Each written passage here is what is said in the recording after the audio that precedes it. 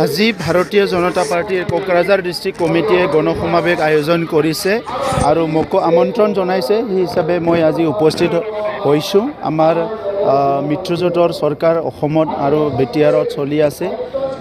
সেইকাৰণে বিভিন্ন যিটো আমাৰ কাৰ্যকলাপবিলাক কেতিয়াবা আমি একেলগে কৰোঁ, কেতিয়াবা বেলেগে কৰোঁ, কিন্তু আমি অংশগ্ৰহণ কৰোঁ।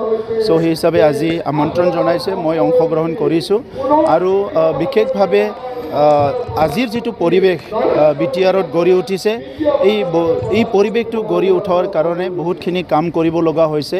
যোৱা সময়ত যিটো পৰিৱেশ পৰিস্থিতি, সেইটো আজিৰ পৰিৱেশ পৰিস্থিতিৰ লগত নিমিলে।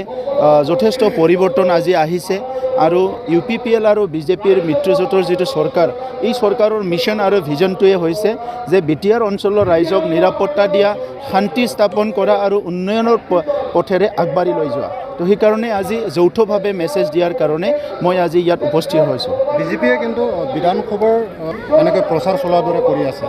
নাই, আমিও কৰি আছোঁ। পলিটিকেল পাৰ্টি হ'লে বিধানসভাই হওক, পঞ্চায়তে হওক, VCDC হওক, সকলোকে টাৰ্গেট কৰি কাম কৰিব। গতিকে চব নিজৰ এজেণ্ডা লৈ কাম কৰিব, চবে একেলগেও কাম কৰিব, যাৰ লগত যোনে এলায়েন্স হৈছে একেলগে কাম কৰিব।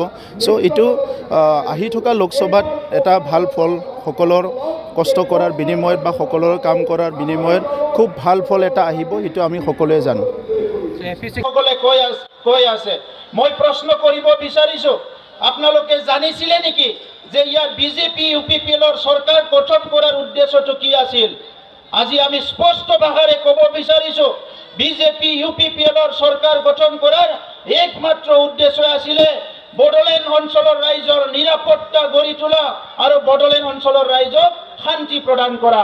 আৰু 18 বছৰত কাৰ চৰকাৰ আছিলে? আজি ৰাস্তা যদি হোৱা নাই, দলং যদি হোৱা নাই, এইটো আমাৰ চৰকাৰ নাছিল। ইয়াত যাৰ চৰকাৰ আছিল তেখেতসকলে ভাবিব লাগিব।